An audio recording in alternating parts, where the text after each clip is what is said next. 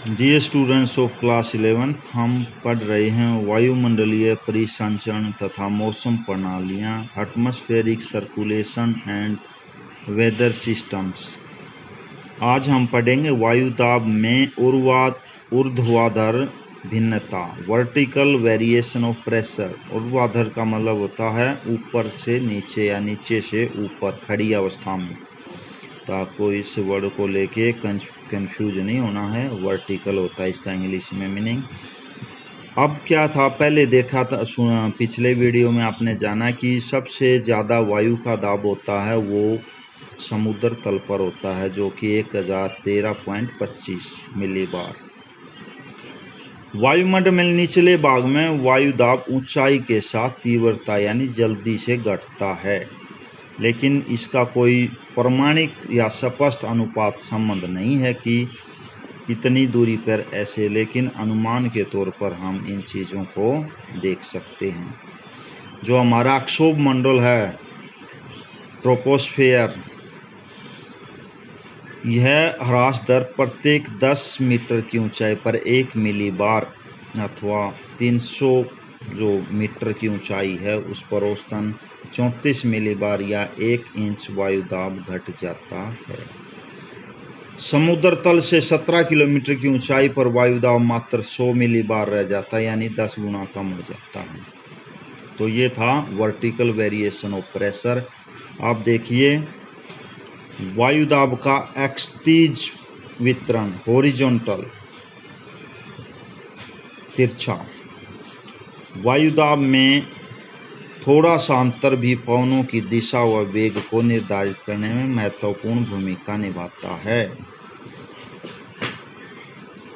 विश्व वितरण को समदाब रेखाओं द्वारा दिखाया जाता है। वायुदाब के एक्सतीज वितरण को समदाब रेखाएं वे कल्पित रेखाएं होती हैं। कल्पित का मतलब इमेजिनरी, मान्य हुई, कोई ऐसी फिजिकली नहीं होती हैं।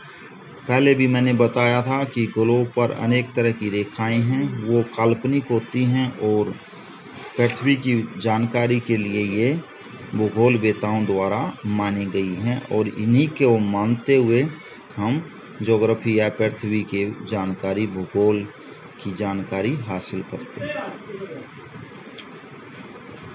दाब पर ऊंचाई के प्रभाव को दूर करने और तुलनात्मक बनाने के लिए वायुदाब मापने के बाद इसे समुद्र तल के स्तर से ऊपर लिया जाता है, जिसे सममानित वायुदाब कहते हैं।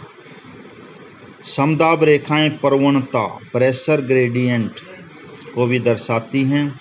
वायुदाब में जब बदलाव होता है, दर और दिशा को दाब का प्रवणता यानी कि जो पवनों की दिशा है उनका वेग है, वेग मतलब रफ्तार, कम हो जाती है तो भी वायुदाब पर असर पड़ता है।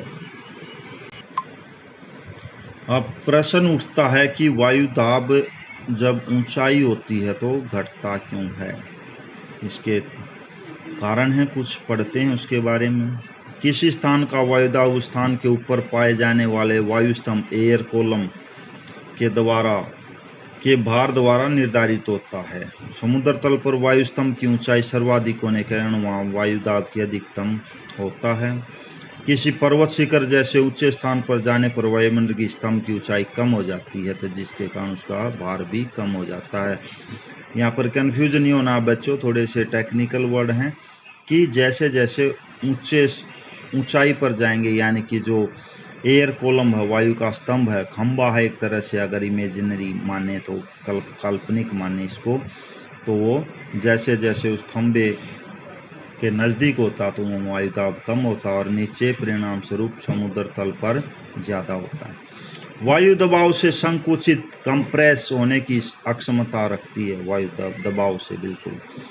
इसलिए ऊपरी परतों के दबाव के कारण वायु की निचली परतों का घनत्व और भार अधिक हो जाता है।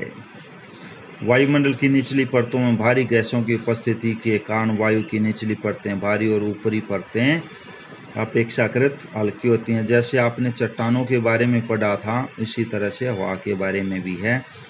तापमान के बढ़ने पर वायु फैलती है, वायु के अणु मॉलिक्यूल छिटक कर दूर दूर हो जाते हैं, वायु विरल हो जाती है, जिस कारण दाब घटता है। किसी भी वस्तु का भार गुरुत्वाकर्षण का परिणाम होता है। भूपृष्ठ के यानी सतल मंडल के निकट वायु की निचली परतों पर गुरुत्वाकर्षण अधिक होता है। इसी कारण वायु की ऊपरी परतों की अपेक्षा वायु की निचली परतों का भार अधिक होता है। नेक्स्ट हम पढ़ेंगे बच्चों उच्च एवं निम्न वायु दाब का प्रदर्शन। Thank you.